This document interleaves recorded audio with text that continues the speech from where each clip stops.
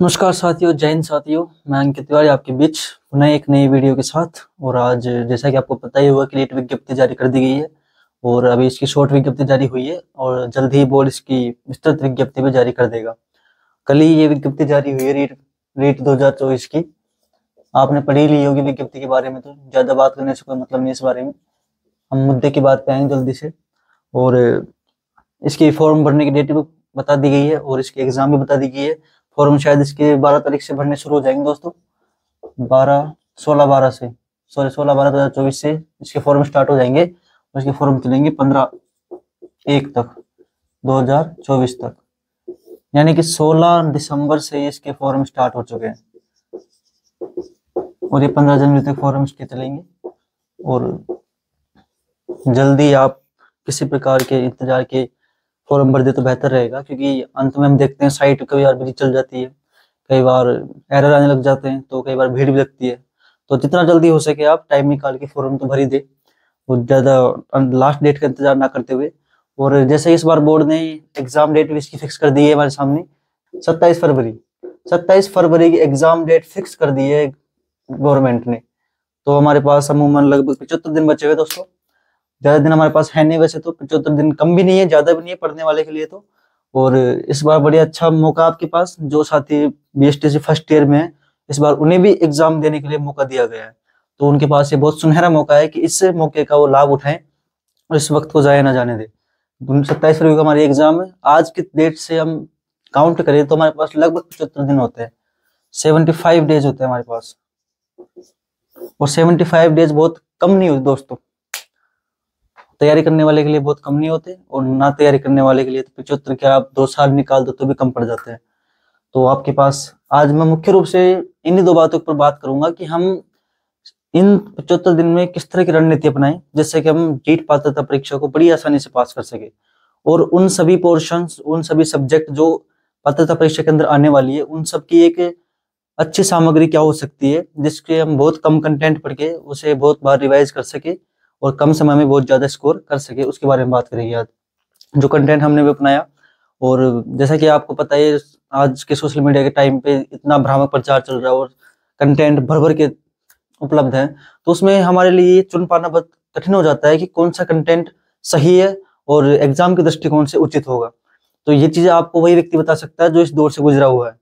और हमें ये बहुत बेहतर तरीके से अंदाजा है कि किन किताबों को पढ़कर हम बहुत कम कंटेंट को पढ़ के भी कैसे हम अच्छा स्कोर कर सकते हैं। क्योंकि दोस्तों आज के इस कंपटीशन के टाइम पे हमारे लिए ये ढूंढ पाना आसान है कि कौन सा कंटेंट हमें पढ़ना है, लेकिन कंपटीशन को फाइट करने के लिए सबसे जरूरी ये चीज होती है कि हम ये तय कर सके कौन से कंटेंट को हमें नेगलेक्ट करना है, किस कंटेंट को हमें छोड़ना है। क्योंकि आज कंटेंट भर भर के, तो उनमें से छांट करके हमें साइड में रखना पड़ता है कंटेंट को, एक छलनी के तरह से। तो कौन सा कंटेंट हमारे लिए सबसे उपयोगी है उसके बारे में आज हम बात करेंगे। कौन सी किताबें पढ़कर हम कम कंटेंट पढ़कर भी कैसे पास कर सकते हैं, और आगामी 75 दिन की हमारी क्या रणनीति हो सकती है उसके बारे में हम आज जानने का प्रयास करेंगे। तो साथियों हम शुरू करते हैं। हमारा इस वीडियो का मुख्य भाग है कि कौन से कंटेंट, कौन सी किताबें हमारे लिए कारगर सिद्ध होगी, किस किताबों को हम पढ़ के हम बहुत अच्छा स्कोर कर सकते हैं बहुत कम समय में भी। तो हमारे पास आज चर्चा के 2 मुख्य बिंदु हैं। एक तो हमारे पास विषयवार सामग्री,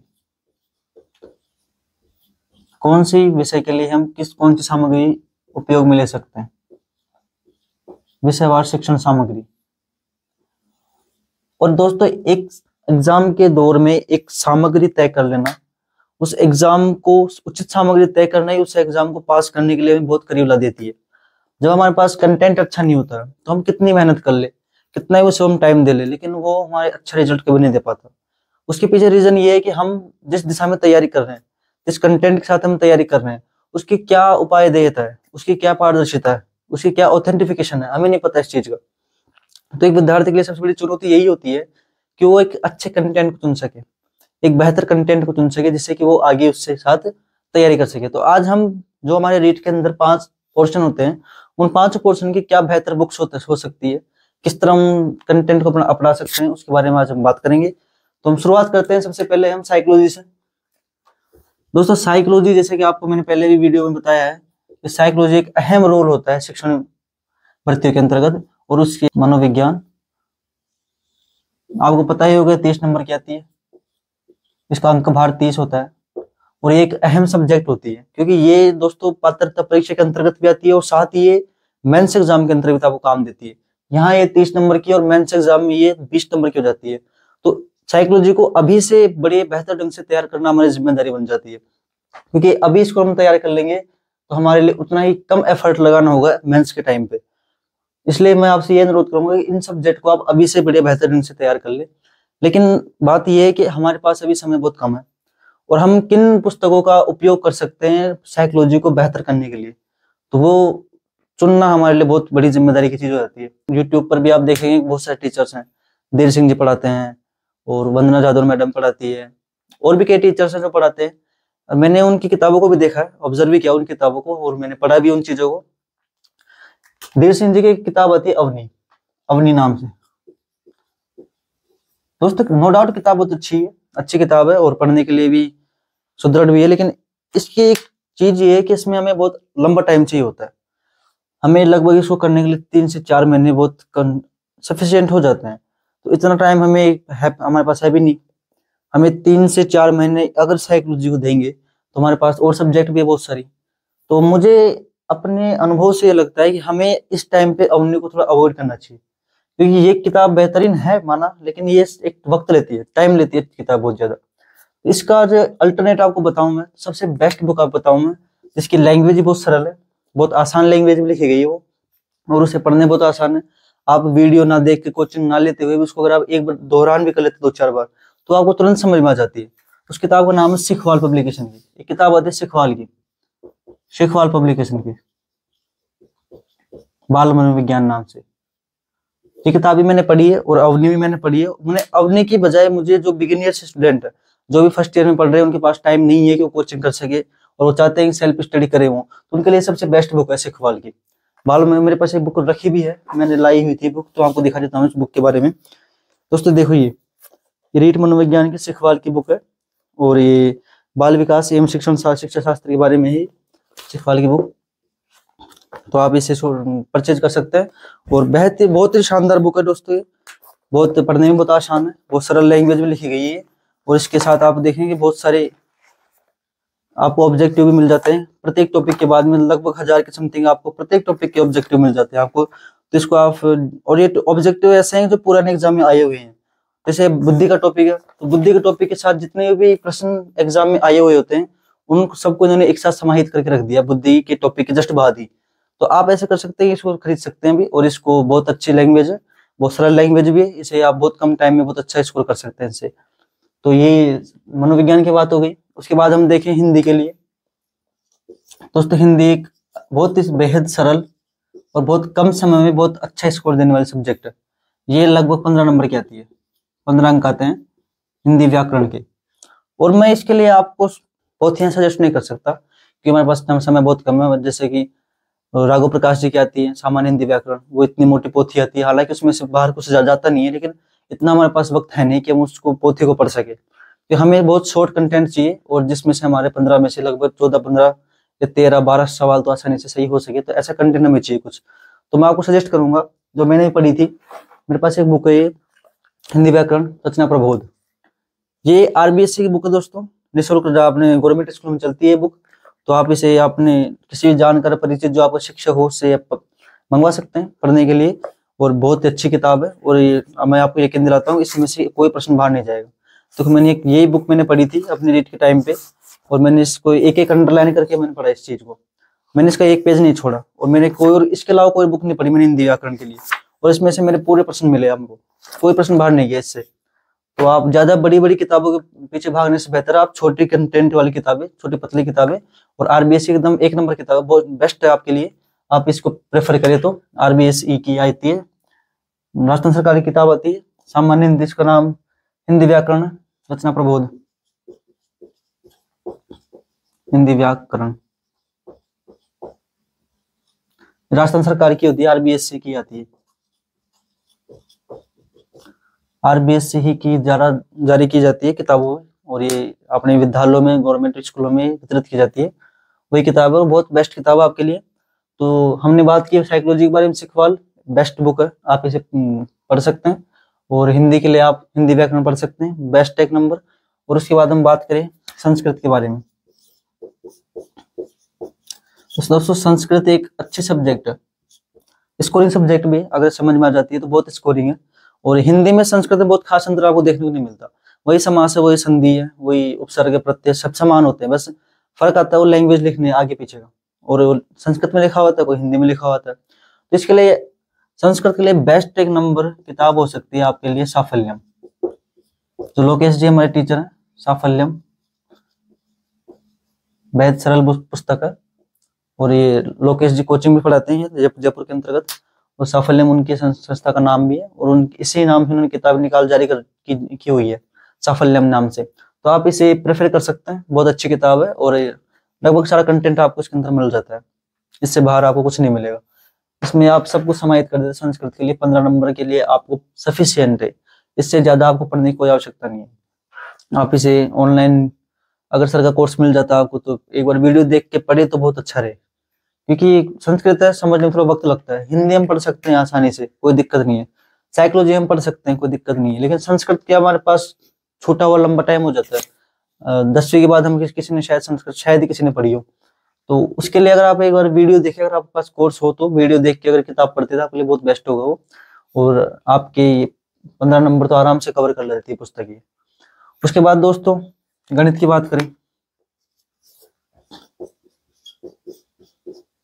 गणित के लिए मैं आपको ये सजेस्ट करूंगा दोस्तों कि आप कोई किताब ना ले, सबसे बेस्ट। आप सोचेंगे क्यों बोल रहा हूँ, लेकिन गणित के लिए आप अगर किसी किताब के चक्कर में पढ़ते हैं तो आप उतना अच्छा कवर नहीं कर पाएंगे, क्योंकि मैथ एक सब्जेक्ट है, उसको समझाने के लिए आपको गुरु की आवश्यकता होगी ही होगी। तो मैं आपको ये सजेस्ट करूंगा कि अगर आप हो सके तो इसके लिए आप ऑनलाइन पर डे प्रतिदिन ऑनलाइन क्लास ले सकते हैं इसकी। आप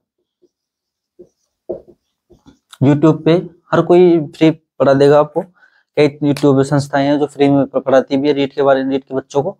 तो आप हो सके तो इसको आप ऑनलाइन क्लास ले सकते हैं, ऑनलाइन क्लास के साथ साथ इसकी प्रैक्टिस कर सकते हैं। जैसे कि आपने रोज शाम को 1 घंटा या 2 घंटे ऑनलाइन क्लास ली, साथ ही साथ उसकी प्रैक्टिस की, तो आपका हर टॉपिक प्रतिदिन तैयार होता रहता है, क्योंकि इसकी कोई पर्टिकुलर बुक आती नहीं है। आप सिलेबस उठाएं, सिलेबस के सारे बिंदु देखें कौन कौन से टॉपिक है, और हो सके तो आप जो आरबीएससी की बुक्स आती है, या फिर आप आरबीएससी की बुक आती है अपने बच्चों की, आरबीएससी की जो बुक्स आती हैं बच्चों की 9वीं तक या 10वीं तक, जिन जिन बुक्स में वो टॉपिक आपको मिलते हैं उन टॉपिक से संबंधित सारे सवाल कर लें, तो उनसे बाहर आपको कुछ नहीं जाएगा। क्योंकि ये एग्जाम कंडक्ट करवाती है आरबीएससी, तो ये प्रेफर कर दे कि अपनी जो इनकी खुद के द्वारा जारी की गई पुस्तकें होती है उनसे प्रश्न उठाने का। और जो जब हमने रीट दिया था तो हमने देखा था कि बहुत सारे प्रश्न जो 9वीं क्लास में से 8वीं क्लास में से एज इट इज उठ के आ रहे थे। तो हमने तो यही किया था कि हमने जो रोज डेली यूट्यूब पे प्रैक्टिस करते, और साथ में जो 9वीं तक या 10वीं तक जो किताबें थी जिनमें वो टॉपिक मैच कर रहे थे सिलेबस के, तो उन टॉपिक्स की हमने प्रैक्टिस की, उन सवालों को प्रैक्टिस किया, तो उससे आराम से हमारे सवाल सारे लगभग सही हो ही गए थे। और अगर हम आगे बात करें तो ईवीएस एक सब्जेक्ट होती है पर्यावरण। सबसे पहले तो मैं आपको ये सजेस्ट करूंगा आप ईवीएस को ना छेड़े, क्योंकि हमारे पास वक्त बहुत कम है। हमारे पास लगभग 75 दिन का वक्त है, जो कि बहुत अच्छा वक्त होता नहीं है, लंबा वक्त हमारे पास है नहीं, कम टाइम हमारे पास। तो उसमें आप अगर ईवीएस को नेग्लेक्ट करें तो बहुत अच्छा रहे, इसको ना पढ़े तो बढ़िया है, छोड़ दे तो कोई फर्क नहीं पड़ता दोस्तों। 20 नंबर से आपके पास फिर भी 130 नंबर बचते हैं, उसमें से आपको सिर्फ 90 नंबर चाहिए, यानी कि हमें 100 के पीछे भागना ही नहीं है, हमें तो 90% के पीछे भागना है, जिसमें से हमें 60% ला के रीट क्वालिफाई करनी है। हमें नहीं बनना विद्वान, हमें एग्जाम क्वालिफाई करनी है, और विद्वान हम बनते रहेंगे बाद में, कोई दिक्कत नहीं है। फिलहाल तो हमें एग्जाम क्वालिफाई करनी है, और उसके लिए सबसे बेहद जरूरी है कि हम इन सारे कंटेंट को तैयार करें। इसको हम कुछ देर लिए छोड़ देते तो भी कोई दिक्कत वाली बात नहीं है, हम इसको नेग्लेक्ट कर सकते हैं। या फिर आप पढ़ना चाहो तो सिखवाल की ही बुक आती है, कोई विद्यार्थी किसी के हो कि नहीं मुझे तो पढ़ना ही है, तो आप सिखवाल की बुक लाती है, सिखवाल की बेस्ट आती है बुक, पढ़ने में भी आसान होती है और सहूलियत भी होती है, तो आप इसे पढ़ सकते हैं, अच्छी बुक आती है सिखवाल की। पर मेरा मत तो यही है कि आप इसे छोड़ दे तो बेहतर रहे। उसके बाद दोस्तों बात करें, 5 सब्जेक्ट आ गए दोस्तों हमारे पास, और इसके बाद हमारे पास बचती है एक अहम सब्जेक्ट, वो शिक्षण विधि। शिक्षण विधि जो टीचिंग भर्तियों के लिए आधारशिला के रूप में कार्य करती है, शिक्षण विधियां और मनोविज्ञान। शिक्षण विधियां दोस्तों सभी विषयों के अंतर्गत आती है, हिंदी में भी आती है 15 नंबर की, 15 नंबर की संस्कृत में आती है, 10 नंबर की गणित में आती है, और 10 नंबर की ईवीएस के अंतर्गत आती है, और इसको पढ़ना हमारे लिए बहुत जरूरी है। शिक्षण विधियों के बिना हम आधारशिला टूटी मान लो आपकी, शिक्षण विद्या अगर आपको तैयार नहीं है तो। और शिक्षण विद्या के लिए भी आपको अगर सेल्फ स्टडी करना चाहते हैं तो आपके लिए सबसे बेस्ट बुक है सिखवाल पब्लिकेशन की। दोस्तों मैं सिखवाल पब्लिकेशन का कोई प्रचार नहीं कर रहा, लेकिन वाकई में बुक बहुत शानदार है और पढ़ने में बहुत सहूलियत वाली है। सिखवाल पब्लिकेशन की आती है बुक ये, सिखवाल पब्लिकेशन की। और सिखवाल पब्लिकेशन वैसे दोस्तों सभी बुक आती है, और ये सबसे बड़ी अच्छी बात ये है कि बहुत पढ़ने में बहुत सहूलियत वाली है, बहुत आसान लैंग्वेज होती है, आप एक बार पढ़ के समझ सकते हैं, और ज्यादा कठिन लैंग्वेज होती नहीं है इसकी। तो देखो दोस्तों, आप देखोगे हमारे पास ये 150 नंबर का मैटर हो गया। मैंने उस दिन आपको बताया भी था कि साइकोलॉजी 30 नंबर की होती है, और ये हिंदी हमारे पास 15 नंबर की होती है। उसके बाद संस्कृत होती है हमारे पास 15 नंबर की, गणित होता है हमारे पास 20 नंबर का, और ये ईवीएस भी तो हमारे पास 20 नंबर की, और ये हो गया हमारे पास 50 नंबर का। तो दोस्तों ऐसे करके हमारे पास हो जाते हैं पूरे नंबर, और 150 नंबर का मैटर हो जाता है हमारे पास दोस्तों। और मैंने आपको इससे पहले वाले वीडियो में बताया भी है कि हमें क्या स्ट्रेटेजी रखनी है। इसके लिए आप हमारा पहला वीडियो देख सकते हैं कि हमें ईवीएस को छोड़ कर चलना भी, तो हमें इन सारे कंटेंट को तैयार करना है, हमें फाइट करना है 130 नंबर के लिए। 130 नंबर के लिए हमें फाइट करना है, जिसमें से हमारे पास अगर 90 नंबर भी आ जाते हैं तो हम रेट क्वालिफाई कर जाते हैं। हमें 150 के लिए फाइट करनी नहीं है दोस्तों, क्योंकि ईवीएस एक लंबा सब्जेक्ट है, इसमें बहुत लंबा टाइम मांगता है सब्जेक्ट, और ये स्कोरिंग है भी नहीं, क्योंकि लंबा लेंथ ही इसका सिलेबस होता है। तो मेरी माने तो आप इन सारी सब्जेक्ट पे फोकस करें। और ये मैंने जो आपकी बुक्स बताई है, अगर आप नए स्टूडेंट हैं, नई आपने शुरुआत की, आप बीएसटीसी फर्स्ट ईयर में, या फिर आपने बीएसटीसी कंप्लीट हुई है हाल ही आपकी, और आपके पास कोचिंग करने का वक्त है नहीं, तो मैं आपको ये प्रेफर करूंगा कि आप इन पुस्तकों को खरीद ले, और इनसे बाहर आपको कुछ नहीं मिलेगा। और सिखवाल की बहुत बेस्ट बुक आती है, इनकी लैंग्वेज बहुत आसान होती है, और नीट एंड क्लीन होती है एकदम, और एक बार पढ़ने में आपको समझ में आ जाती है। सबसे बड़ी बात तो यह है कि इसकी आप एक बार पढ़ोगे समझ में आ जाएगी। तो इसकी जो शब्दावली का जो यूज किया गया इसके अंतर्गत, बहुत ही सरल शब्दों का यूज किया गया, जिससे आप तुरंत आपको समझ में आ सके चीजें। अपनी पब्लिकेशन बहुत बेस्ट बुक है, लेकिन उसके लिए हमारे पास अभी इतना वक्त है नहीं कि हम उसको डायरेक्ट समझ सकें। उसके लिए आपको कोचिंग भी करनी पड़ेगी, साथ ही आप उसको लंबा वक्त देना पड़ेगा। तो ये रही हमारे पास एक रणनीति, आप इसके स्क्रीनशॉट ले सकते हैं, और विषयवार रणनीति आप हमारी है, और हमने इस रणनीति के तहत कार्य किया, और हमने भी इसी रणनीति के तहत सफलता दर्ज की अपनी, अच्छा स्कोर भी किया, कोई दिक्कत नहीं आई हमें। 114 नंबर स्कोर था हमारे 2021 में, इसी रणनीति के तहत। जब 2022 में मैंने रीट दिया तो मेरा 119 स्कोर था, इसी रणनीति के तहत। इसके अलावा मैंने कुछ नहीं पढ़ा। तो आप इसे अपना सकते हैं और अपनी जीत सुनिश्चित कर सकते हैं। दोस्तों हम अगले सवाल की ओर चलते हैं। हमने भी बात की कि हम कौन सी पुस्तकें हमारे लिए उपयोगी सिद्ध हो सकती है। उसके बाद हम बात करेंगे, हमारा दूसरा बिंदु है कि 75 दिन की हमारी क्या रणनीति होनी चाहिए, जिसके तहत हम अगले 75 दिन के बाद जब हमारी एग्जाम लगे तो हमारा कॉन्फिडेंस इस लेवल का होना चाहिए कि हमें सिर्फ ऑप्शंस दिखे, हमें ये सोचना ना पड़े कि क्या उत्तर उसका हो सकता है, हम डायरेक्ट ऑप्शन देखे तुरंत टिक लगाए। उसके लिए हमें इन 75 दिन के अंदर अपनी क्या रणनीति अपनाएं कि जिससे हमारी तैयारी बहुत सुदृढ़ हो सके, बहुत सटीक तरीके से हो सके, और हमारे पास इतना कॉन्फिडेंस आ जाए कि हम एग्जाम में जब बैठे तो हमें बिल्कुल निश्चिंत होकर पेपर दे। दोस्तों हमारे पास 75 डेज है लगभग, जब आज के दिन से अगर काउंट करें तो हमारे पास लगभग 75 डेज है। 27 फरवरी को आप एग्जाम फिक्स किए, और 27 फरवरी को जहां तक बोर्ड एग्जाम ले ही लेगा, क्योंकि अगर कोई सब कुछ ठीक रहा तो 27 फरवरी को आपकी एग्जाम हो ही जाएगी। तो उसके लिए हमें किस तरह से फॉलो कर सकते हैं अपनी रणनीति 75 दिन के लिए। तो जो मेरा मत है, अगर आप उसे सहमत हो तो इसे आप अपना सकते हैं। मेरा मत ये है दोस्तों कि अगर हम इन 75 दिन को 3 भागों में डिवाइड कर लें, हम इस 75 दिन को 3 भागों की रणनीति में डिवाइड कर लें। पहले 40 दिन, दूसरा 20 दिन में, और अंततः 15 दिन।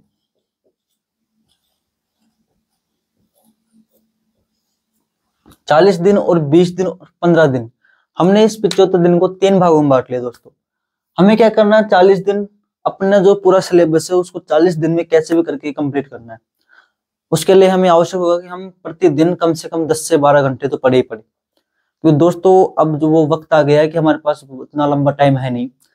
तो आपके लिए सबसे जरूरी है कि आप अपने वक्त को बहुत कीमती समझें और इस वक्त का सही उपयोग कर सकें, क्योंकि ये वक्त अगर गुजर गया तो आपको बहुत अफसोस होगा कि शायद पता नहीं रीट कब आएगी वापस। हमारे पास बहुत कम वक्त बचा और इस वक्त को हमें सदुपयोग करना है और हमें इस रीट को क्वालिफाई करना है। पहली रणनीति दोस्तों हमारी 40 दिन की। हम इन 40 दिनों में क्या कर सकते हैं बेहतर, उसके बारे में हम जानेंगे दोस्तों। 40 दिन तक हमें लगातार दिन के 10 घंटे तो निकालने, 10 से 12 आवर हमें निकालने 40 दिन तक लगातार। दोस्तों ये आपके ऊपर निर्भर करता है कि आप इन 40 दिनों को 80 दिन में बदलते हैं या फिर 20 दिन में बदलते हैं। जैसे कि एक विद्यार्थी होता है दोस्तों जो दिन में 6 घंटे पढ़ पाता है, एक विद्यार्थी होता है जो अपने मन लगन से दिन में 10 घंटे पढ़ रहा है और एक विद्यार्थी 4 घंटे पढ़ रहा है। तो 10 घंटे पढ़ने वाला विद्यार्थी 1 महीने में जाकर 300 घंटे पढ़ लेता है, और जो दिन में 6 घंटे पढ़ रहा है वो व्यक्ति 1 महीने में जाके मात्र 180 घंटे पढ़ पाता है। तो आप ये अंदाजा आपके ऊपर निर्भर करता है कि आप 300 घंटे वाले बनना चाहते हैं या फिर 180 घंटे वाले। आप अंदाजा लगाएंगे कि इसने इसका बिल्कुल डबल पढ़ लिया। इस तरह से अगर वो एक 12-15 घंटे पढ़ता है तो महीने के अंत में जाके वो 450 घंटे पढ़ चुका होता है। वो आपके ऊपर निर्भर करता है दोस्तों कि आप अपने दिन के वक्त को किस तरह यूटिलाइज करते हैं। आप मात्र 4 घंटे पढ़ते हैं, आप 6 घंटे पढ़ते हैं, आप 10 घंटे पढ़ते हैं, ये आपके ऊपर निर्भर करता है। आपकी सफलता इस बात से तय करेगी कि आपने मेहनत कितनी की है। आप तुक्के लगने वाला वक्त गया, जितनी आप मेहनत करोगे उतना ही आपको फल मिल सकता है, इससे ज्यादा आपको फल नहीं मिलेगा। इसलिए हमारे पास वक्त बहुत कम है और इस वक्त का आप सही तरह से उपयोग करें, यही मैं आपको आशा करता हूँ। रणनीति बताना हमारा काम है, उसको फॉलो करना आपका काम है। दोस्तों हमारे पास रणनीति की ये है कि हमें 40 दिन तक एक बार, हमें कम से कम एक बार हमारा कोर्स हो जाना चाहिए। पहला रिवीजन हमारा, हमें एक बार कोर्स करना पूरा 40 दिन के अंदर, एक बार कोर्स पूरा करना, हमें एक बार कोर्स पूरा करना। दोस्तों हमें क्या रणनीति अपनानी है कि हमें साइकोलॉजी और टीचिंग मेथड को, साइकोलॉजी और शिक्षण विधियों को एक साथ लेके चलना दोस्तों। हम इनको अलग अलग लेके नहीं चल सकते। और मेरी माने तो आप मॉर्निंग का तो सबसे बेस्ट समय होता है पढ़ने के लिए, जब आपके पास नई ऊर्जा होती है, आप लाइब्रेरी जाएं। उस सुबह के जो कम से कम 4 घंटे, 4 आवर, सुबह के कम से कम 4 घंटे हमें साइकोलॉजी और टीचिंग मेथड पे देने। 2 घंटे आप साइकोलॉजी पढ़ ले, 2 घंटे आप शिक्षण विधि पढ़ ले, या फिर आपका मन लग रहा है आप 3 घंटे ये पढ़ ले, 1 घंटा ये पढ़ ले, वो आपके सहूलियत के आधार पे। कम से कम सुबह के 4 घंटे हमें शिक्षण विधि और साइकोलॉजी को देना ही देना है। उसके बाद आप मैथ पढ़ लें, 2 घंटे में मैथ पढ़ना है कैसे भी करके। 2 घंटे आप दिन में पढ़ ले, प्रैक्टिस कर ले, या फिर आप जब रात को सोए उससे पहले प्रैक्टिस कर ले मैथ्स की। 2 घंटे कम से कम यहाँ पे मैथ्स निकालनी। 2 घंटे हम संस्कृत पढ़ सकते हैं, संस्कृत पढ़ सकते हैं हम 2 घंटे। उसके साथ ही हम 2 घंटे हम हिंदी पढ़ेंगे। ऐसे करते करते दोस्तों में 2-2 घंटे के हमें प्रतिदिन का हमें रूटीन तैयार करना पड़ेगा। प्रत्येक दिन का हमें टारगेट फिक्स करना पड़ेगा कि हमें 2-2 घंटे तो कम से कम प्रत्येक सब्जेक्ट को देने हैं, तब जाके 40 दिन में हमारा कोर्स हो पाएगा। इसके अतिरिक्त आप अगर वक्त दे पाते हैं तो बहुत अच्छी बात है दोस्तों। आपके हाथ में, आप अपने वक्त को किस तरह आप बढ़ाते हैं, किस तरह आप घटाते हैं। आप इन 40 दिन की आप 80 दिन में कर सकते हैं, 80 दिन के आप 120 दिन में कर सकते हैं। वो आपके ऊपर है कि आप दिन के कितने घंटे इनको देते हैं। आप दिन का वक्त अगर आपका सोशल मीडिया पे जा रहा है, दिन का वक्त आपका इंस्टाग्राम पे जा रहा है, तो दोस्तों यकीन माने आपकी सफलता आपसे कोसों दूर चली जाएगी। आप जितनी शिद्दत से, जितनी ईमानदारी के साथ किताबों में लग जाओगे, ये किताबें ऐसी चीज है जो माँ सरस्वती कभी अपने ऊपर कोई ऋण नहीं रखती। आप माँ सरस्वती को अपना वक्त देते हैं तो वो अपना ऋण जरूर चुकाती है और आपको सफलता जरूर दिलाती है वो। तो मेरा यही मानना है और आपसे यही अनुरोध है, अपनी दिनचर्या कुछ इस तरह आप मैनेज करें, कैसे भी करके मैनेज करें। अपने वक्त को किधर से काटें आप, जो वक्त आप सोशल मीडिया पे दे रहे थे, फोन पे दे रहे थे, फालतू जगह अपना वक्त दे रहे थे तो छोड़ दें। दोस्तों को वक्त दे रहे थे उसको भी छोड़ दें। आप खेलने जा रहे थे मत खेलो यार, कोई फर्क नहीं पड़ता। 2-3 महीने आप अगर क्रिकेट नहीं खेलते तो कोई फर्क नहीं पड़ता, आपको पेट में खाना जाएगा जब भी, कोई दिक्कत नहीं है। लेकिन अगर आपने इन 2-3 महीने पढ़ाई छोड़ दी तो आपका आगे का जीवन शायद बहुत कष्ट में हो सकता है। मैं आपसे ये अनुरोध करूंगा कि छोड़ दो सब कुछ, अब लाइब्रेरी ज्वाइन कर लो और आंख मीच के घुस जाओ लाइब्रेरी में। सुबह घुसो, शाम को निकलो, ना किसी से बोलना, ना किसी से ज्यादा मिलना, बहुत कम लोगों से मिलना, बहुत कम लोगों से दोस्ती रखना। उन्हीं लोगों से दोस्ती रखना जो आपको मोटिवेट करते हो। ऐसे लोगों के साथ हमें बैठना नहीं है जो हमें नेगेटिव एनर्जी देते हो, क्योंकि नेगेटिव वाइब्स जब हमारे दिमाग में जाती है तो हमने दिन भर में जो भी पढ़ा अपन ने वो सब साफ कर देती है वो। इसलिए कोशिश करें बहुत कम लोगों से मिले, बहुत कम बोले। जब आप बोलते हैं तो आपके अंदर का जो ज्ञान है जो वेस्टेज जाता है मत बोले कचरा, ना कुछ सुने ना कुछ बोले, अपने काम से काम रखना, आपको लाइब्रेरी ज्वाइन करनी है और सुबह जाना शाम को आना, कोई दिक्कत नहीं है, 3 महीने में कुछ नहीं होगा। आप किसी से नहीं मिलोगे तो भी कोई फर्क नहीं पड़ता, किसी शादी में नहीं जाओगे तो भी कोई फर्क नहीं पड़ता, लेकिन अगर आप सक्सेस नहीं हुए तो आपकी जिंदगी को बहुत बड़ा इफेक्ट पड़ेगा, कि आप ध्यान रखें। और ये मैंने अगले 40 दिन की आपकी जो रणनीति तैयार की है, आप इसे फॉलो कर सकते हैं अगर आपके लिए कारगर सिद्ध हो तो। ये हमने 4 सब्जेक्ट थे, 4 भागों में बांट दिया। साइकोलॉजी शिक्षण विधि 4 घंटे, मैथ 2 घंटे, संस्कृत 2 घंटे, हिंदी 2 घंटे। ईवीएस हमें पढ़नी नहीं है दोस्तों। एक बार जब आपका ये कोर्स कंप्लीट हो जाएगा, एक बार आपने जब कोर्स कंप्लीट हो जाएगा तो उसके बाद रिवीजन करने के लिए हमें मात्र 20 दिन काफी होता है। 20 दिन में हम, आपके ऊपर डिपेंड करता है, आप 10 आवर पढ़ते हैं, आप 12 आवर्स पढ़ते हैं या 15 घंटे पढ़ते हैं, वो आपके ऊपर डिपेंड करता है, आपकी कैपेसिटी पर डिपेंड करता है और आपकी इच्छा शक्ति पर डिपेंड करता है कि आप कितना ज्यादा पढ़ सकते हैं। उसके बाद अगर हम 4 घंटे इसको देंगे, कम से कम 2 घंटे मैथ को देते रहना है, कम से कम 2 घंटे संस्कृत को देना अपने को, और कम से कम 2 घंटे ही हमें हिंदी को देते रहना। कम से कम दोस्तों 10 घंटे, तो 10 घंटे तो हमें कैसे कैसे निकालनी है। और अगले 20 दिन में आप देखोगे कि आपका स्तर इतना अच्छा हो चुका होगा कि जितना अच्छा यहाँ पे आपने तैयार किया था उसका डबल आपके पास यहाँ आउटपुट देखने को मिलेगा आपको 20 दिन के अंदर। और 20 दिन में हमें जम के 15, आप 10 की जगह 15 घंटे कर लो, छोड़ दो सब कुछ, कोई दिक्कत नहीं, कोई फर्क नहीं पड़ता।